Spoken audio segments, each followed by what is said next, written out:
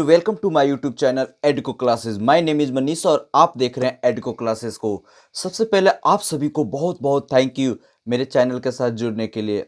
अगर आप इस वीडियो को पहली बार देख रहे हैं तो प्लीज़ हमारे इस चैनल को सब्सक्राइब कर लीजिए और उसके बाद जो बेल आइकन है ना उसे प्रेस कर लीजिए ताकि हमारा हर वीडियो का नोटिफिकेशन आपको सबसे पहले मिले और आपकी प्रिपरेशन और भी अच्छी डायरेक्शन में मूव हो। तो आज से मैं स्टार्ट करने जा रहा हूँ यूपी टेट का प्रैक्टिस सेशन। जी हाँ दोस्तों, 28 नवंबर को यूपी टेट का एग्जाम होने वाला है। उसको लेकर मैंने कुछ विचार किया। बहुत सारे जो व्यूअर थे उनकी डिमांड थी, सर कुछ प्रैक्टिस सेट करवा दो।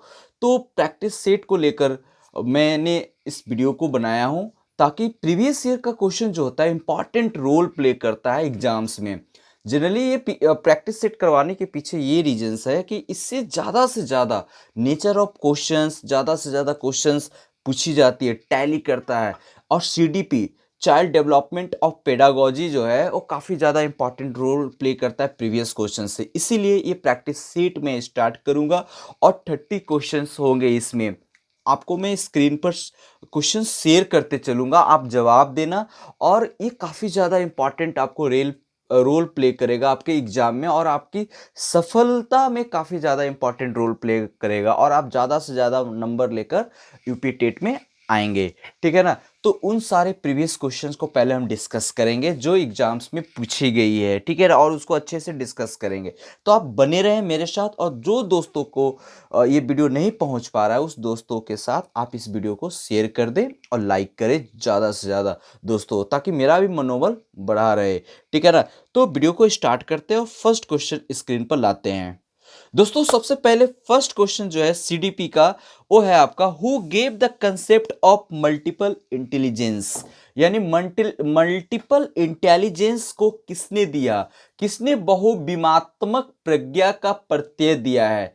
ऑप्शन है गोलमैन, स्परमैन, जॉन मेयर, गार्डनर। दोस्तों आप आंसर बताओ, आंसर करो कि इसका आंसर क्या होगा। मैं आपके 5 सेकंड देता हूं। तो दोस्तों इसका आंसर आपको मालूम होगा, फिर भी मैं बता देता हूं, इसका आंसर आपका गार्डनर होगा। ठीक है ना। गार्डनर मल्टीपल इंटेलिजेंसी का थ्योरी दिया था। आपको मालूम होना चाहिए कि इनका पूरा नाम था हार्वर्ड गार्डनर। हार्वर्ड गार्डनर 1983 में वो अपने बुक में, उनका बुक का नाम था frames of mind. Note down करेंगे, फ्रेम्स ऑफ माइंड। वो अपने बुक में ये आपका इस थ्योरी को मेंशन किया था, फ्रेम्स ऑफ माइंड। जी हाँ दोस्तों, ये आपका 1983 में इन्होंने इस थ्योरी को दिया था। ठीक है ना।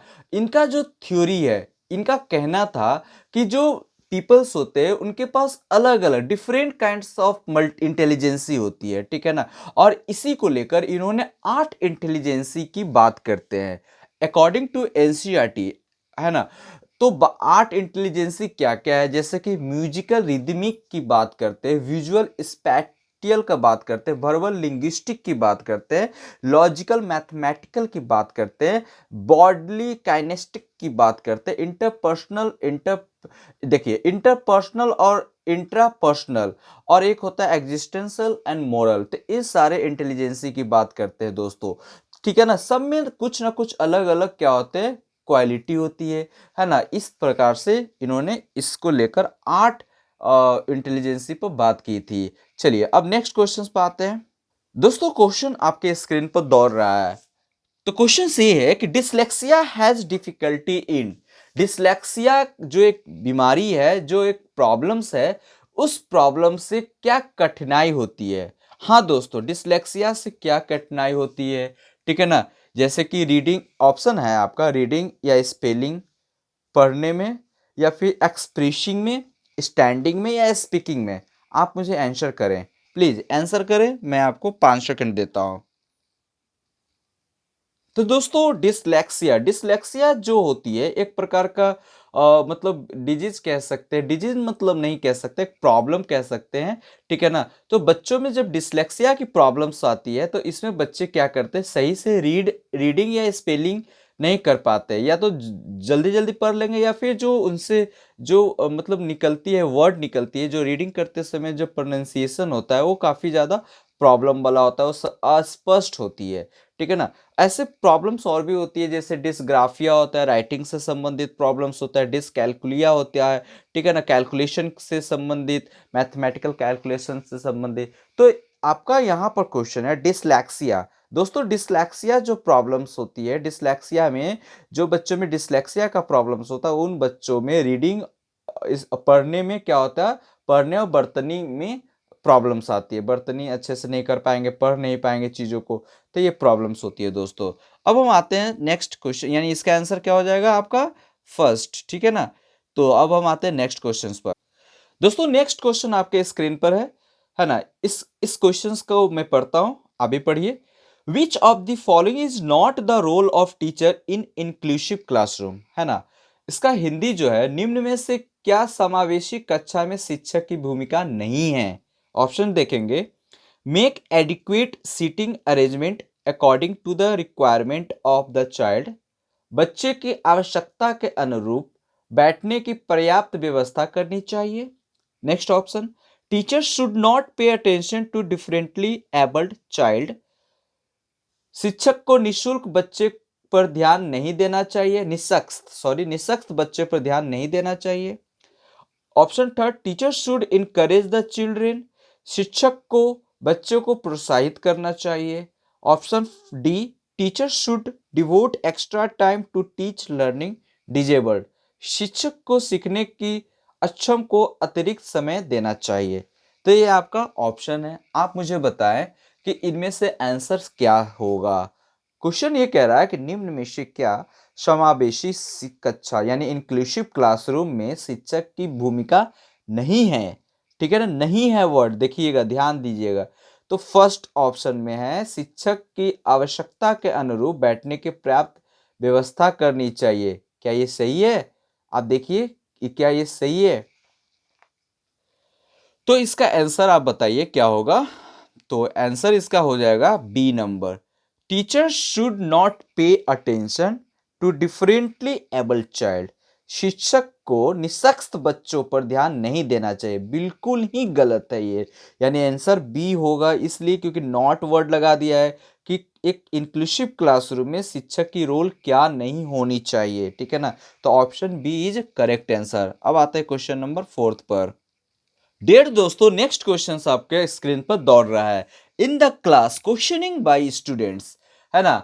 कक्षा में छात्रों को प्रश्न पूछने के लिए क्या करना चाहिए, एज अ टीचर को क्या करना चाहिए, कक्षा में छात्रों को प्रश्न पूछने के लिए क्या करना चाहिए। ऑप्शन सुनेंगे, शुड बी डिस्करेज्ड, हतोत्साहित करना चाहिए, शुड बी इनकरेज्ड, प्रेरित करना चाहिए, शुड बी स्टॉप्ड, रोक देना चाहिए, या शुड नॉट बी अलाउडेड, अनुमति नहीं देना चाहिए। तो आप मुझे बताएं इसका आंसर क्या होगा। आई गिव यू 5 सेकेंड, ठीक है ना। तो एक टीचर्स को स्टूडेंट्स को जब स्टूडेंट कक्षा में क्वेश्चन पूछता है तो टीचर को चाहिए कि बच्चों को प्रोत्साहित करे, है ना। शुड बी इनकरेज्ड, यानी option number B is right answer. Option B क्या हो जाएगा, इसका सही आंसर होगा, ठीक है। डियर स्टूडेंट्स, जब आप बच्चों को क्वेश्चन पूछने का मौका दोगे तो उससे क्या होगा कि जो टीचर और बच्चे के बीच में जो रिलेशन होता है, जो बाउंडेशन होता है, जो इंट्रैक्शंस होती है, वो ज़्यादा अच्छा हो जाता है और बच्चे में जो कंसेप्ट आता है, जो कंसेप्चुअल क्लियरिटी आती है, वो ज़्यादा बेटर हो जाता है। कहने का मतलब है उनमें कॉन्फिडेंस डेवलप होता है, क्लियरिटी, कंसेप्ट क्लियर होता है, और टीचर और स्टूडेंट के बीच में जो रिलेशंस होता है वो ज़्यादा अच्छे हो जाते हैं। तो क्वेश्चन पूछने से बच्चे में हेजिटेशन दूर हो जाता है। तो ये सारी चीज़ें जो क्वालिटी निखर कर आता है, इसलिए बच्चों को मौका देना चाहिए क्लास में क्वेश्चन पूछने के लिए, ठीक है। क्वेश्चन नंबर नेक्स्ट पर आते हैं, ठीक है। डियर स्टूडेंट नेक्स्ट क्वेश्चन है आपका कि growth of a children is mainly related to, growth of a children is mainly related to, ठीक है ना। तो जो ग्रोथ होता है वो किससे रिलेटेड है। ऑप्शन सुनेंगे जैसे कि इसका हिंदी है, बच्चों की वृद्धि मुख्यतः संबंधित है, जैसे physical development, social development, emotional development और मोरल डेवलपमेंट, शारीरिक विकास से, सामाजिक विकास से, भावात्मक विकास से और नैतिक विकास से। तो इसका ऑप्शन क्या होगा। आपको 5 सेकंड मैंने दिया, चलिए बताइए, 5 सेकंड मैंने दिया आपको।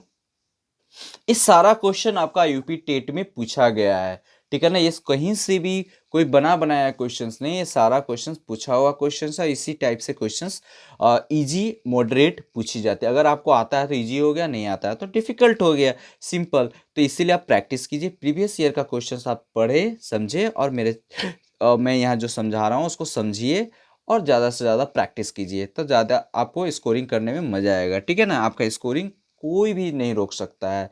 तो देखिए, growth of child is mainly related to, तो यहाँ पर आंसर हो जाएगा आपका ए, हो जाएगा आंसर, क्या हो जाएगा, physical development.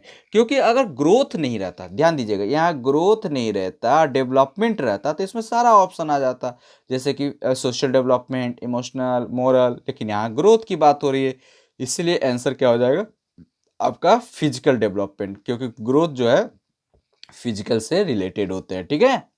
Question number 6, human development started from, human development यानी जो आपका जो बच्चे की जो मानव विकास का प्रारंभ हो जाता है, मानव विकास कब कहाँ से प्रारंभ हो जाता है। ऑप्शन सुनिएगा, pre natal stage, pre childhood stage, post childhood stage और स्टेज ऑफ इन्फेंसी। जी हाँ, प्री नैटल स्टेज को गर्भावस्था कहते हैं, और आपका प्री चाइल्डहुड स्टेज को क्या कहते हैं, पूर्व बाल अवस्था, और पोस्ट चाइल्डहुड स्टेज को कहते हैं उत्तर बाल अवस्था, और स्टेज ऑफ इन्फेंसी को कहते हैं शैशवावस्था। तो आप इसमें आंसर बताएं, ह्यूमन डेवलपमेंट। आपको मैंने थ्योरी पढ़ाते समय ये भी बताया था डेवलपमेंट में, कि जो डेवलपमेंट होता है ह्यूमन का, वो आपका प्री नैटल स्टेज यानी गर्भावस्था से ही स्टार्ट हो जाता है, और कहाँ तक चलता है, टोम तक चलता है, यानी ओम से लेके टोम तक चलता है, ओम टू टोम, टूम, ठीक है ना। तो इस तरीके से, यानी कब्र, यानी गर्भ से लेके कब्र तक, ठीक है ना। तो इस तरह से डेवलपमेंट स्टार्ट हो जाती है, और वो मरते दम तक चलते रहता है। अब आता है नेक्स्ट क्वेश्चन पर। डियर स्टूडेंट्स, डियर दोस्तों, अब हम बात करते हैं क्वेश्चन नंबर 7। यहाँ पर बोल रहा है कि the condition of learning, the condition of learning एक बुक है जो लिखा गया था, किसके द्वारा लिखा गया था। जी हाँ दोस्तों, यहाँ पर यूपी टेट में इस टाइप से भी क्वेश्चन पूछी जाती है, ठीक है ना। सी टेट नहीं है कि इस टाइप का क्वेश्चन आपको नहीं पूछा जाएगा, लेकिन यूपी टेट में यहाँ पर आपका कौन से थ्योरी दे दिया जाएगा और पूछा जाएगा कि ये थ्योरी को किसने दिया, ये बुक किसने लिखा। उसी में से एक क्वेश्चन है, द कंडीशंस ऑफ लर्निंग जो बुक था किसके द्वारा लिखा गया था, E.L. Thorndike, B.F. Skinner, R.M. गैगने या I.P. पावलोव के द्वारा। तो इसका सही आंसर आप मुझे बताइए, जल्दी आप सोचिए, ठीक है ना। तो इसका आंसर हो जाएगा, क्या होगा, R.M. गैगने, बिल्कुल सही। R.M. गैगने जो होगा इसका सही आंसर होगा। ये बुक R.A. गैगने के द्वारा 1965 में पब्लिश्ड हुआ था। कब पब्लिश्ड हुआ था, 1965, R.M. गैगने के द्वारा ये पब्लिश्ड हुआ था, ठीक है ना। तो ये चीजें आपका द कंडीशन ऑफ लर्निंग जो है वो आपका R.A. गैगने के द्वारा हुआ था, और 1965 में ये पब्लिश्ड किया गया था, ठीक है। नेक्स्ट क्वेश्चन बात, चलिए आपके स्क्रीन पे एक इजी क्वेश्चन है, ठीक है ना। Adolescence is the period of great stress, strain, storm and strike is the statement of, ठीक है ना। एडोलेसेंस जो होता है कि ये एक पीरियड होता है, कैसा पीरियड होता है भाई, ये पीरियड होता है आपका कि संघर्ष, तनाव, हमला, विरोधी का एक अवस्था होता है। किशोरावस्था जो होता है, संघर्ष, तनाव, हमला, विरोधी, ये कथन किसका है, आपको बिल्कुल ही मालूम होगा। जी हाँ, आप आंसर कर रहे होंगे, ठीक है ना। तो इसका आंसर क्या होगा, ऑप्शंस देखिएगा, Jersild, Stanley Hall, Simpson, Crow and Crow. तो इसका सही आंसर हो जाएगा स्टैनले हॉल।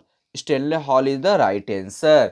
इन्होंने ही कहा था कि जो किशोरावस्था होता है वो संघर्ष, तनाव, हमला, विरोधी और की अवस्था होती है, ठीक है ना। आते हैं नेक्स्ट क्वेश्चंस पर।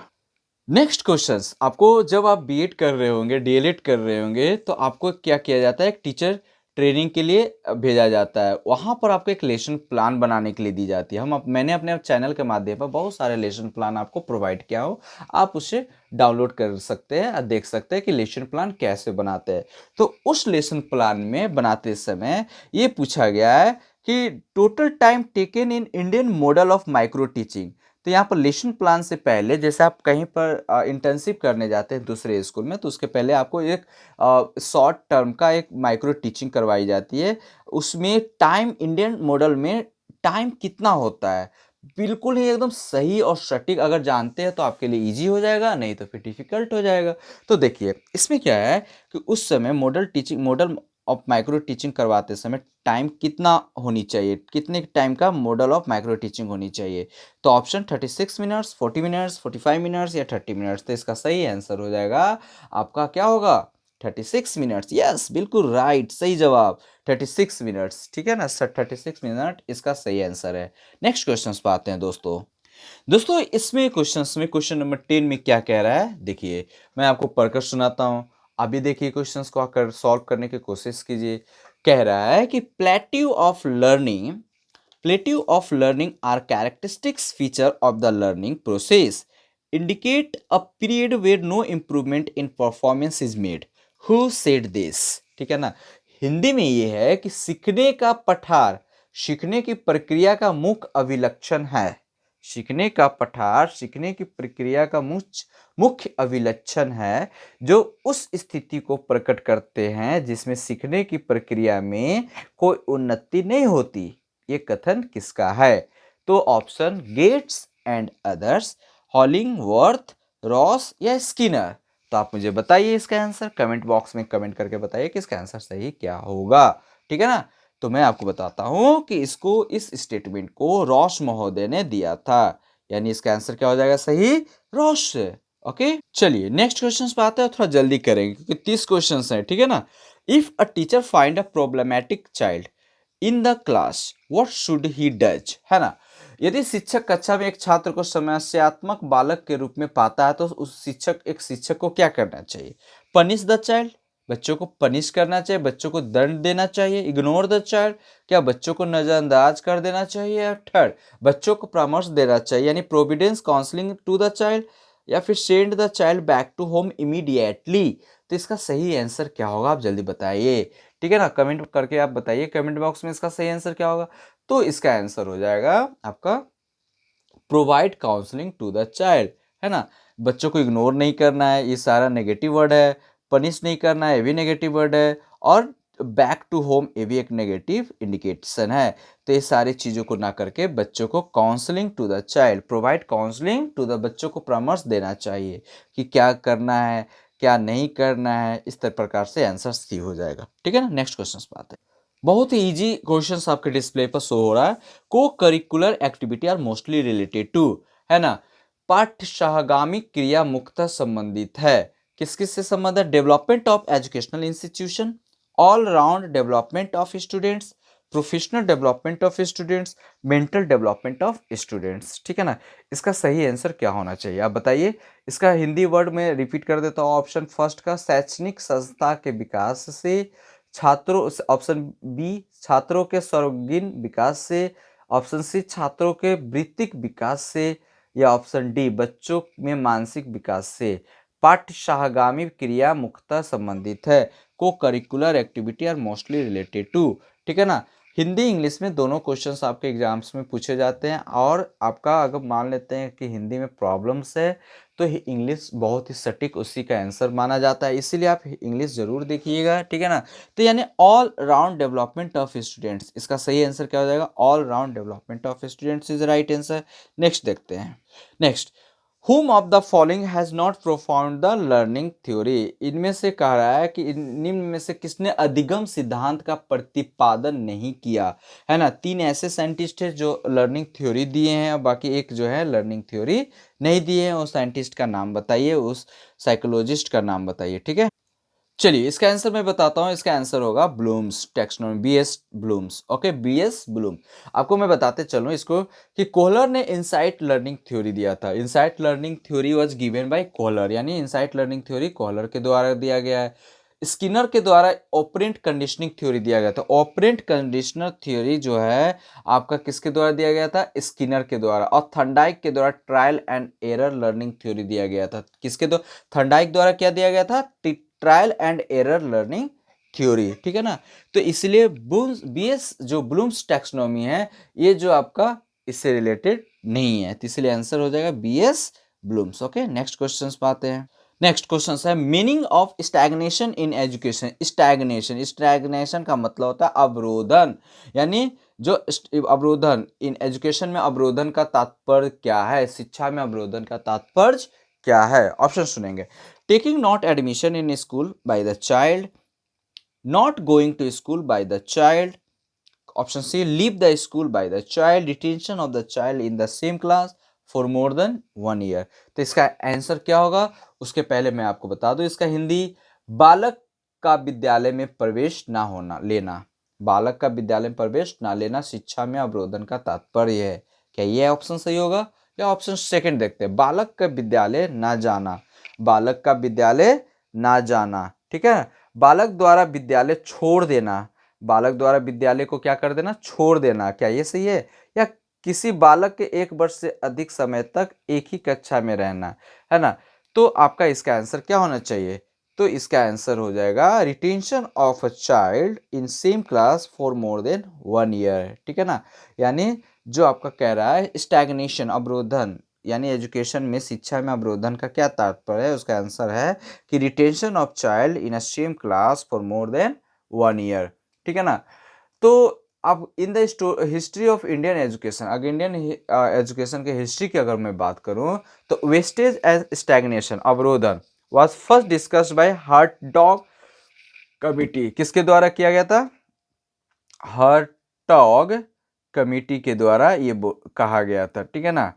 तो इस तरीके से हर्टॉग कमिटी हो गए। According to Hartog committee, stagnation in the detention of a child, stagnation एक क्या है? डिटेंशन ऑफ अ चाइल्ड है in a lower class for period of 1 year, इन छोटे क्लास में 1 साल के लिए डिटेंशन है। डिटेंशन का मतलब होता है कैद करके रखना, बच्चों को कैद करके रखना। इस प्रकार का किसके द्वारा कहा गया था? किस कमिटी के द्वारा?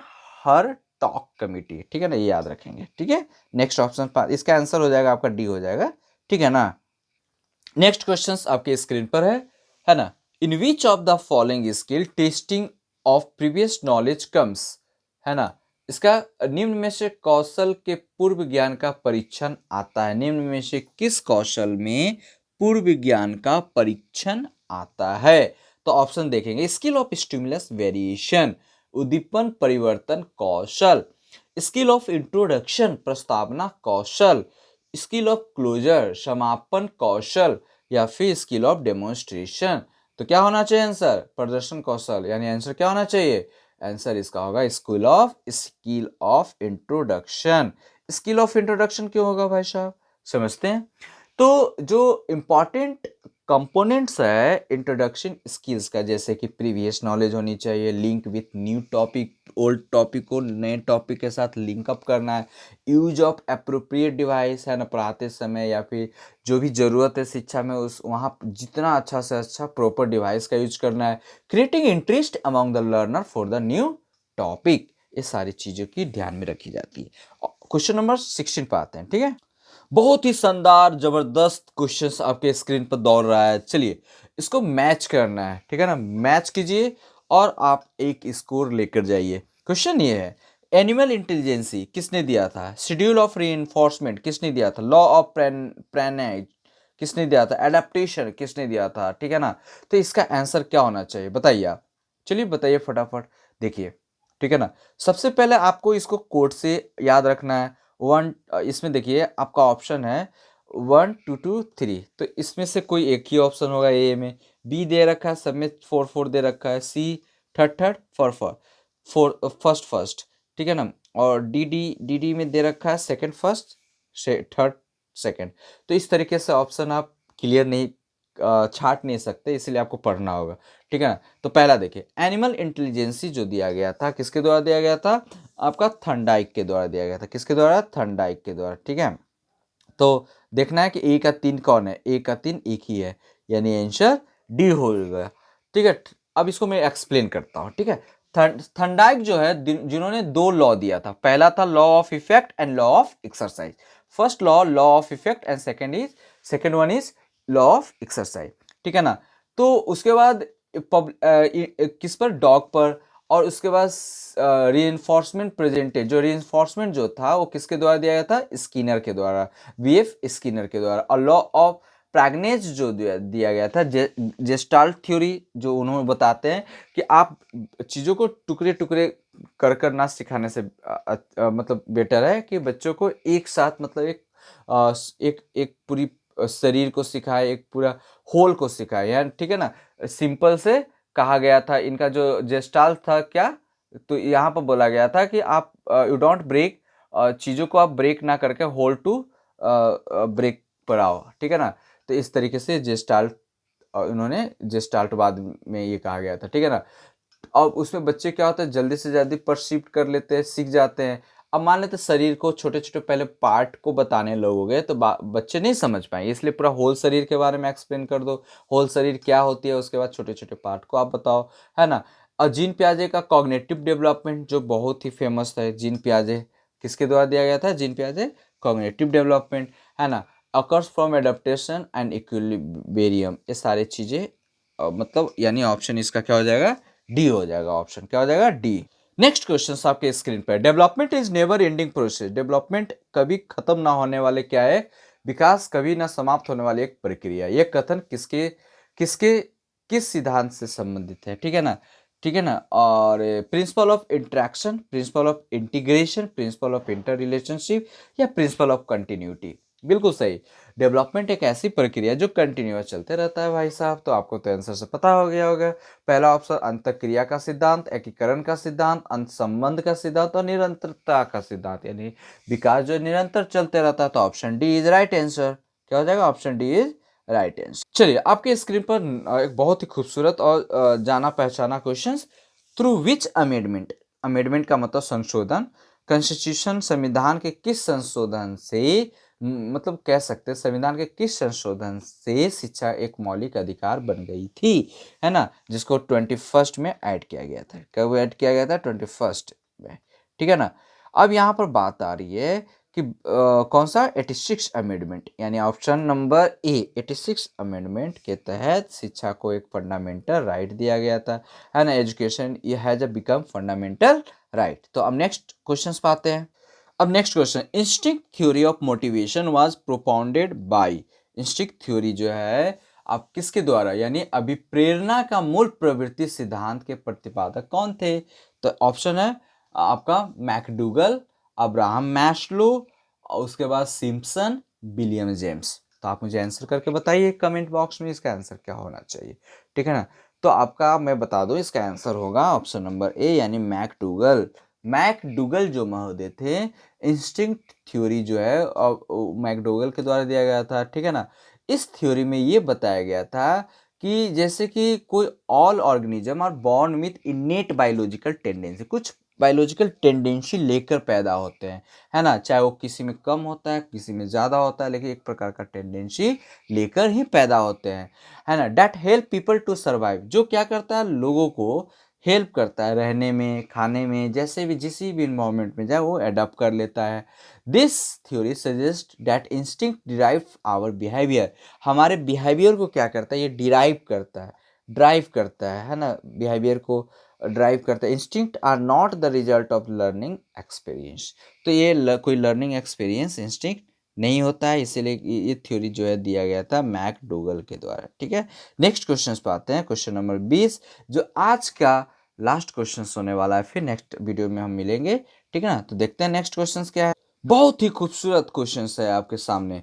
विच of the following stage of development is called as unique stage of emotional development by Cole and Bruce, है ना, बाय कोल एंड ब्रूश, ठीक है। तो इसका आंसर क्या होना चाहिए बताइए आप लोग पहला, है ना। विकास के किस सिद्धांत को कोल तथा ब्रूस ने संवेगात्मक विकास का अनोखा काल कहा है ना। संवेगात्मक विकास का अनोखा काल आखिर क्यों कहा गया, ठीक है ना, क्यों कहा गया भाई साहब बताइए जल्दी फटाफट, क्या होगा आंसर कीजिए, ठीक है ना। तो किस काल को अनोखा काल कहा गया है, और अनोखा काल किसने कहा, कोल एंड ब्रूस के द्वारा। तो आपको मैं बता दूं इसका आंसर होगा आपका बी नंबर, यानी चाइल्डहुड। चाइल्डहुड को एक अनोखा काल कहा गया, क्या कहा गया, अनोखा काल कहा गया, है ना। कोल एंड ब्रूस के अनुसार जो है कि चाइल्डहुड जो होता है एक यूनिक स्टेज और ऑफ इमोशनल डेवलपमेंट करने के लिए चाइल्डहुड एक यूनिक स्टेज होता है ना। वे लोग जो बिलीव करते हैं that development is an integral part of living and is always taking place together one notice और not. Emotional development in childhood influenced by culture expectation, यानी जो बच्चे के अंदर में चाइल्डहुड में जो इमोशनल डेवलपमेंट होता है वो कल्चरल एक्सपेक्टेशन से होता है, कल्चर से होता है, हमारे संस्कृति से होता है, ठीक है ना। तो ये सारी चीज़ें आज का ये डिस्कशन में था। तो आपको आई होप ये वीडियो आपको बहुत ही अच्छा लगा होगा, ठीक है ना। तो फिर नेक्स्ट वीडियो के साथ मिलते हैं। एंजॉय करके पढ़िए बिना स्ट्रेस लिए और अच्छा नंबर लेकर एग्जाम अपने माँ पिता का गौरवान्वित कीजिए, ठीक है ना। नेक्स्ट वीडियो के साथ मिलते हैं, तब तक के लिए आपका दिन बहुत ही अच्छा हो। Have a good day, take care, bye bye.